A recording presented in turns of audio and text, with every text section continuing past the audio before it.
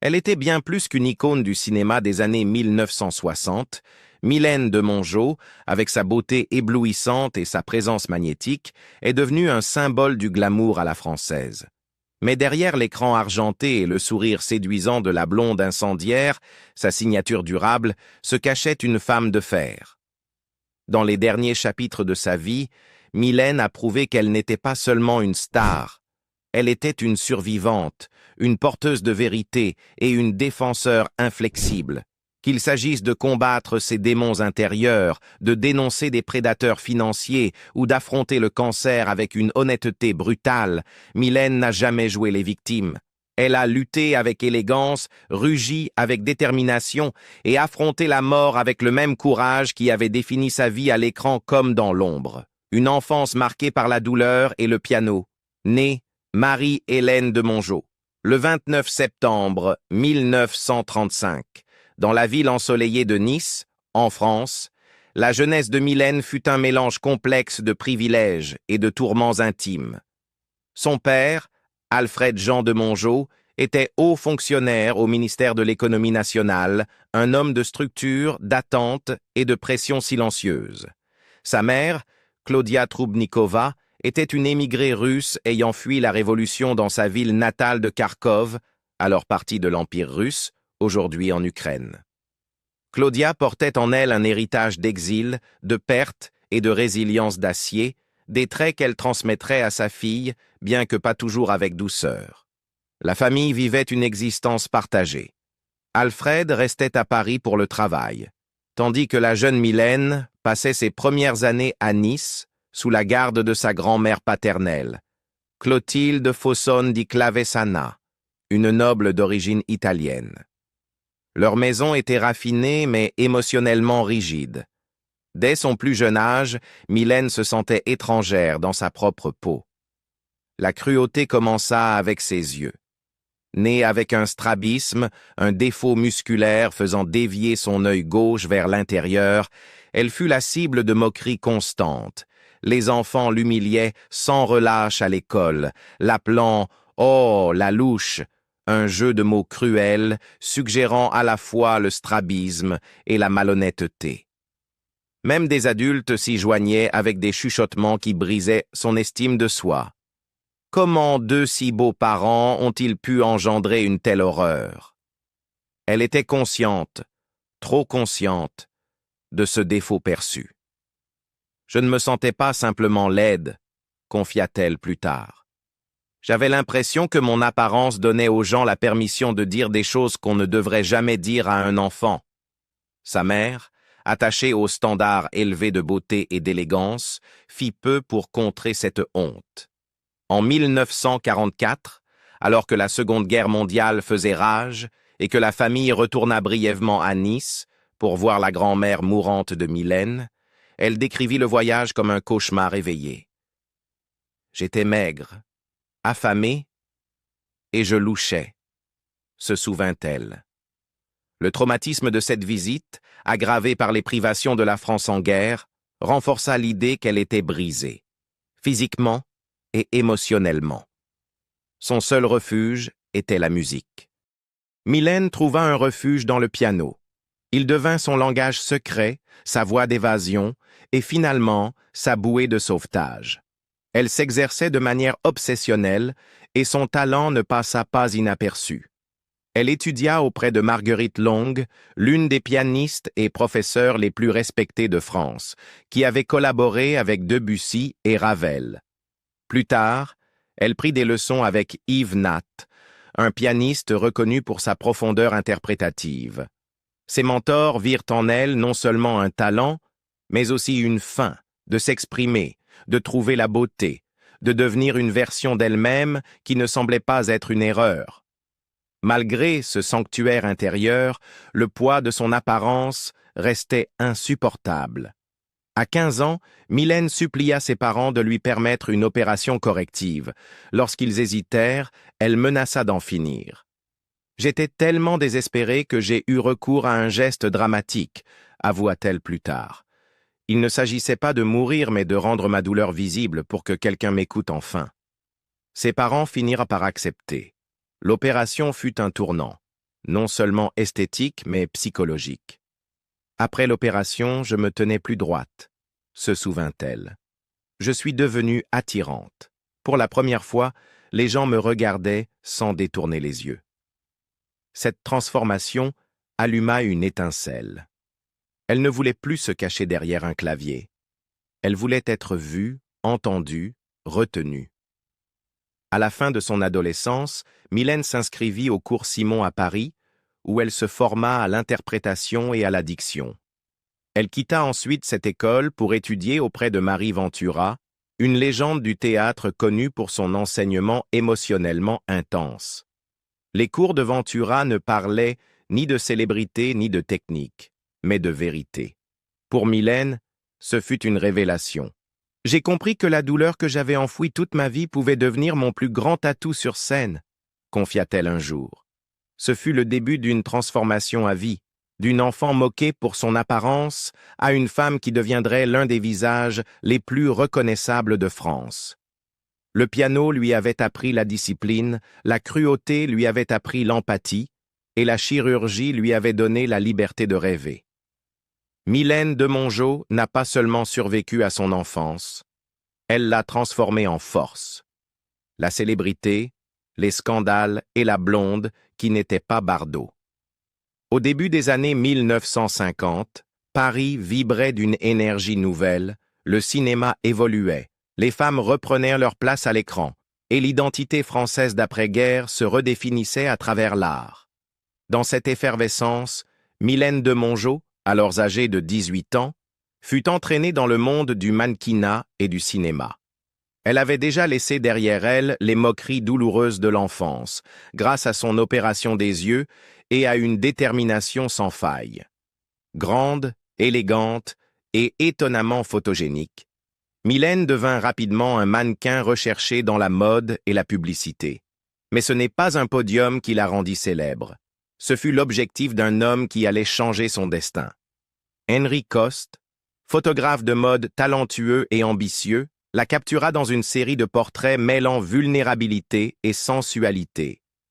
Il y avait quelque chose de captivant dans son visage, sa douceur, ses contradictions, la trace des épreuves derrière son sourire. L'une de ces images atterrit sur le bureau du réalisateur Raymond Rouleau, alors en quête d'acteurs pour une adaptation cinématographique des Sorcières de Salem d'Arthur Miller. Rouleau vit en elle quelque chose qui dépassait la beauté, une forme brute de résonance émotionnelle. Mylène fut choisie pour incarner Abigail Williams, la jeune accusatrice manipulatrice au cœur des procès de sorcellerie de Salem. Elle n'avait que 21 ans lorsque le film sortit en 1957, mais en une nuit, elle devint une étoile montante. La même année, elle joua dans Les Espions de Henri-Georges Clouzot et Faible femme, où elle incarna la douce et naïve Agathe. Le public fut immédiatement séduit par sa présence magnétique à l'écran, à la fois tendre et tranchante. Un an plus tard, Otto Preminger lui confia un rôle dans Bonjour Tristesse, tourné sur la Côte d'Azur. Bien que son rôle y fût modeste, elle sut s'imposer face à des pointures américaines telles que Deborah Kerr et David Niven. L'attrait international de Mylène grandissait rapidement. Au début des années 1960, elle jouait dans toute l'Europe, avec des rôles marquants dans la bataille de Marathon aux côtés de Steve Reeves et l'aventure franco-italienne Le Cavalier Noir. Son rôle d'Hélène dans la trilogie Fantomas, face à Jean Marais et Louis de Funès, fit d'elle une figure incontournable de la culture populaire française. Les films étaient absurdes, stylisés, et rencontrèrent un énorme succès. Ils consolidèrent son image de blonde fatale et espiègle. Mais c'est là que le bas blessait. Les médias français avaient tendance à étiqueter toute blonde au regard intense et à la forte personnalité comme la nouvelle Bardot. Pendant des années, Mylène ne put échapper à la comparaison avec Brigitte Bardot, l'ultime sex symbole français. Mais Mylène traça rapidement une ligne nette. « Je n'étais pas Bardot. Je n'ai jamais voulu être Bardot », lança-t-elle un jour lors d'une interview. Elle s'exprima ouvertement sur le poids d'être réduite à son apparence. « Ils oublient que nous savons penser », déclara-t-elle. que nous avons de l'ambition, de la tristesse, de la rage, tout comme les hommes. Sa maîtrise de l'italien lui ouvrit les portes de Cinecittà, où elle joua dans plusieurs péplums et drames historiques. Elle tourna avec Dirk Bogarde dans The Singer Not the Song, avec Roger Moore dans The Saint et plus tard avec Gérard Depardieu. Son jeu, notamment dans des drames méconnus comme L'Inassouvi, révélait sa soif de profondeur plutôt que de spectacle. Mais les rôles sérieux étaient rares pour les actrices enfermées dans leur beauté. Elle persista néanmoins. En coulisses, Mylène était audacieuse et sans filtre. Elle plaisantait avec l'équipe, fumait sur les plateaux et n'hésitait pas à tenir tête aux réalisateurs. Elle détestait l'hypocrisie et les jeux d'influence du milieu, et lorsque son mariage avec Henri Coste prit fin en 1968, après 10 ans de relation, elle en parla peu publiquement. Certains disaient que le couple s'était délité sous le poids des déséquilibres professionnels, d'autres murmuraient jalousie et infidélité. Ce qui est certain, c'est qu'après leur divorce, Mylène rencontra un homme qui allait bouleverser sa vie, le réalisateur Marc Simenon. Au début, ce fut électrique, mais avec le temps, leur histoire d'amour allait se mêler à l'ombre, à l'addiction et à la tragédie. Des éléments que personne n'aurait pu prévoir au sommet de sa carrière éclatante. Le lien beau et brutal avec Marc Simenon. Lorsque Mylène de Mongeau rencontra Marc Simenon sur le tournage de la série télévisée Dossier de l'agence O, au milieu des années 660, cela ressemblait à un destin enveloppé de glamour cinématographique. Marc était le fils de Georges Simenon, le célèbre écrivain belge de romans policiers et créateur du Commissaire Maigret. Avec sa beauté classique, son esprit acéré et son allure aristocratique, Marc fit immédiatement forte impression. Il ressemblait à une sculpture de Michel-Ange, se souvenait Mylène. Pourtant, derrière son admiration enjouée, se cachait une vérité plus profonde. Marc portait aussi le fardeau écrasant de l'héritage de son père célèbre. Au début, Mylène le considérait comme un fils à papa gâté, un enfant privilégié sans vraie direction. Mais ce mépris laissa vite place à la fascination, puis à l'amour. Ils se marièrent en 1968 lors d'une cérémonie civile, à une époque où tous deux étaient animés par une ambition artistique intense. Leur union n'était pas seulement romantique, elle était profondément intellectuelle et résolument collaborative. Marc, qui s'essayait à la réalisation et à l'écriture de scénarios, voyait souvent en Mylène non seulement une compagne, mais une muse. Elle joua dans plusieurs de ses films, dont Par le sang des autres et Le Champignon, et participait souvent en coulisses à la production. En privé, elle cherchait à le soutenir, décrivant sa mission comme « faire de lui quelqu'un », l'encourageant à sortir de l'ombre littéraire de son père et à se forger sa propre identité. Mais la réalité de leur mariage fut bien plus tumultueuse que l'image lisse présentée au public. À la fin des années 1970, les frustrations professionnelles de Marc commencèrent à se transformer en comportements destructeurs. L'alcoolisme s'installa. L'homme qui autrefois séduisait par son sourire et sa présence à l'écran devint imprévisible et instable. Mylène, toujours fidèle, resta à ses côtés, même lorsque l'obscurité s'infiltra dans leur foyer. Dans ses mémoires publiés en 2007, Le Piège, elle révéla le prix privé et terrifiant de cette vie. Elle décrivit des moments de peur intense durant leur mariage, lorsque l'alcool et l'instabilité émotionnelle transformaient leur maison en champ de bataille. Dans ses écrits personnels, elle s'interrogeait sur l'homme qu'il était devenu et sur la possibilité pour l'amour de survivre à de telles ténèbres. Pourtant, elle refusa de le quitter. En interview, elle expliqua que l'abandon n'avait jamais été une option.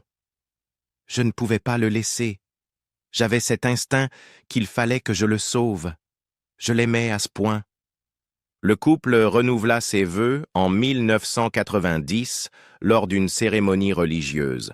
Un geste que Mylène décrivit comme un engagement spirituel après des années de lutte. Malgré les cicatrices et les nuits sans sommeil, l'amour persistait. Mylène croyait au pardon, et plus encore, elle croyait en Marc. « Il était brisé, dit-elle, mais il avait de la beauté en lui. Je la voyais, même quand les autres ne la voyaient pas. Leur amour dura jusqu'à un accident tragique qui mit brutalement fin à tout. En octobre 1999, Marc fit une chute grave dans l'escalier de leur domicile parisien. La chute provoqua un traumatisme crânien sévère, et il fut placé en soins intensifs. Mylène resta à ses côtés durant 5 jours d'agonie, refusant de quitter sa chambre d'hôpital. Lorsque Marc mourut le 24 octobre 1999, à seulement 60 ans, Mylène fut inconsolable. « Je n'ai pas seulement perdu mon mari, » dit-elle plus tard, « j'ai perdu la moitié de moi-même. » Elle ne se remaria jamais. Malgré les propositions, certaines venant d'hommes ayant la moitié de son âge, elle les refusa doucement. « J'ai eu des amants, » avoua-t-elle un jour avec un sourire, « mais je resterai toujours l'épouse d'un seul homme. » Elle conserva la photo de Marc sur sa table de chevet jusqu'à la fin de sa vie et continua de parler de lui avec autant de tendresse que de tragédie.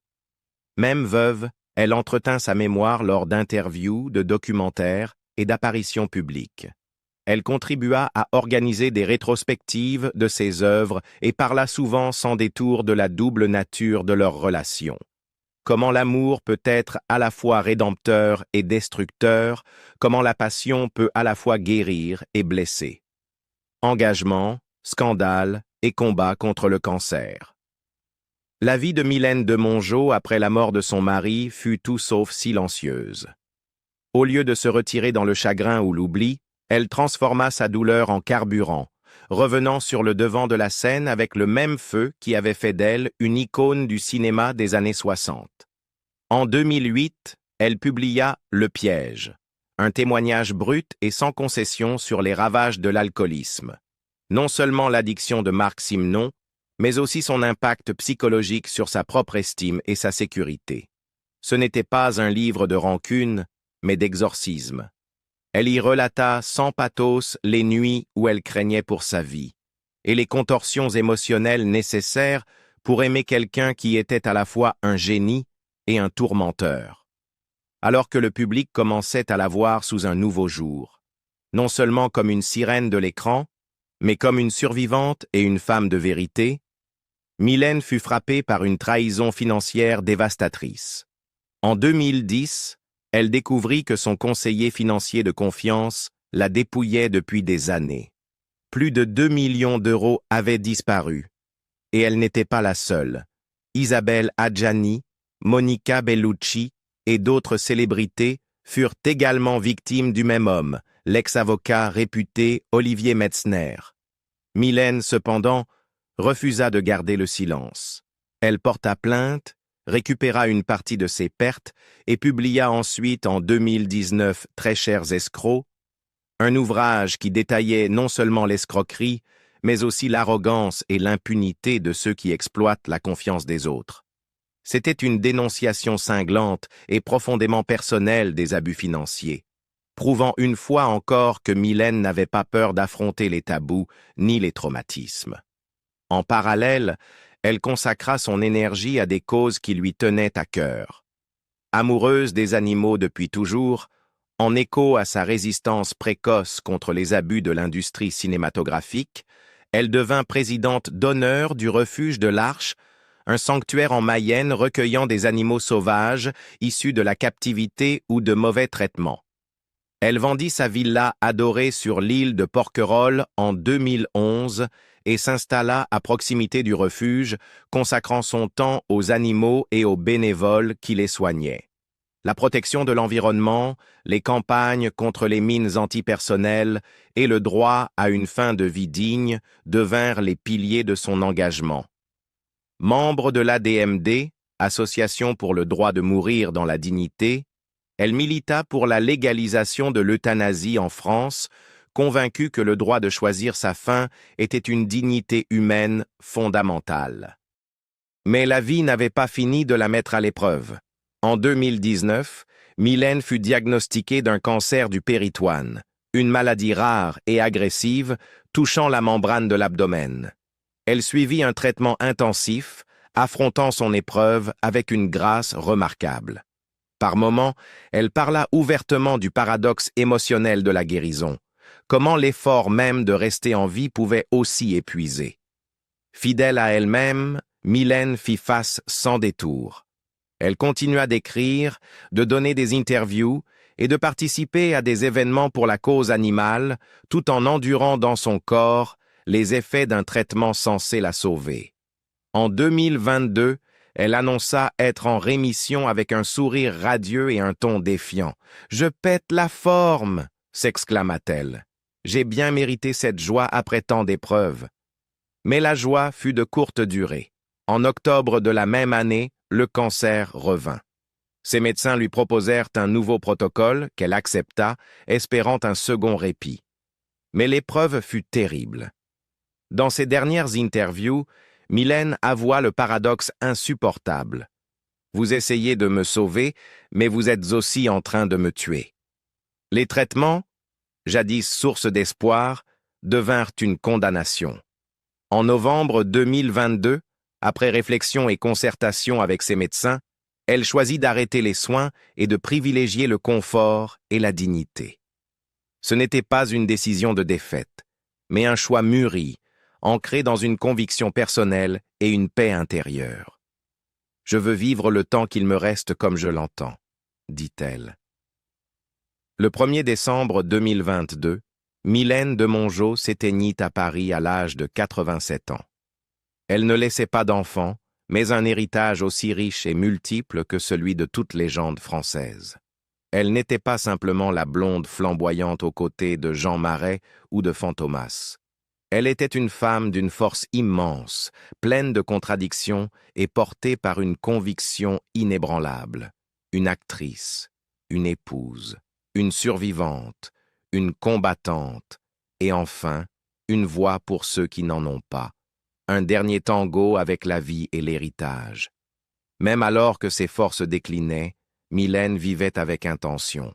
En février 2022, quelques mois avant sa mort, elle apparut comme témoin de mariage du réalisateur Jean-François Davy et d'Irina Kostenko à Champenard. Vêtue d'une robe à motifs rouges et de colliers superposés, elle souriait, rayonnante parmi des amis comme Benoît Poelvoorde et Bernard Lecoq. Ce fut sa dernière apparition publique, un rappel qu'elle se battait encore, qu'elle brillait encore. Elle n'avait pas d'enfant, un choix assumé. « J'ai avorté. Je n'ai jamais voulu d'enfant », déclara-t-elle sans détour à Ici Paris. « Les gosses m'ennuient. Les animaux? Quand ils vous embêtent, on les met dans cage. Les enfants? Il faut s'en occuper. » D'une honnêteté brutale, toujours fidèle à elle-même. Mylène ne s'est jamais vraiment réconciliée avec les enfants de Marc Simenon, dont certains l'accusèrent d'avoir spolié leur héritage. Elle conserva néanmoins des liens avec sa petite-fille par alliance et son beau-frère Pierre Simenon. Son demi-frère, Léonide Ivantov, lui a survécu. Elle est décédée le 1er décembre 2022 à l'hôpital Cognac-Jay, à Paris, spécialisé dans les soins palliatifs. Elle avait 87 ans. Ses funérailles eurent lieu le 10 décembre au crématorium du Père-Lachaise, en présence de personnalités telles que Pierre Richard et Daniel Prévost. Ses cendres furent dispersées à son image, indomptée, libre et inoubliable. Mylène de Mongeau nous a offert des décennies d'éclat, de rire, de drames et de profondeur, tout en endurant en silence d'immenses douleurs en coulisses. Son histoire n'est pas seulement celle d'une star de cinéma, c'est celle d'une femme qui a osé être honnête dans un monde qui exigeait des masques. Quel moment de sa vie vous a le plus touché? Laissez un commentaire ci-dessous, et si cette histoire vous a ému, n'oubliez pas de liker, partager et vous abonner pour découvrir d'autres récits de vies extraordinaires.